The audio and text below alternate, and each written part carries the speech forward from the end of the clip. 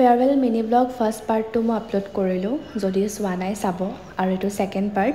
আৰু এয়া লাঞ্চ কৰি আছিলোঁ। আচলতে আমাৰ ইউনিভাৰ্চিটিত মানে নন ভেজ একেবাৰে নচলে। মই আগতো এটা মিনি ব্লগত কৈছোঁ যে বাউণ্ডেৰীৰ ভিতৰত যিহেতু নামঘৰ আছে, গতিকে যি ফাংচনে নহওক কিয় আমাৰ মানে নন ভেজ একেবাৰে এলাও নাই। আৰু অকণমান মনৰ কথা লিখি থৈ আহিছোঁ বাৰু।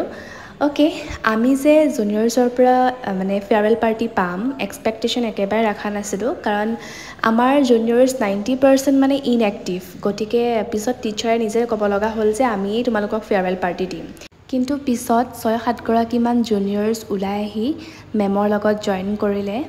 থেংকছ টু কাবেৰী, কৰীনা, কৃতি, দীপ্তি আৰু কেইগৰাকীমান আছিল, নামকেইটা অহা নাই মনলৈ।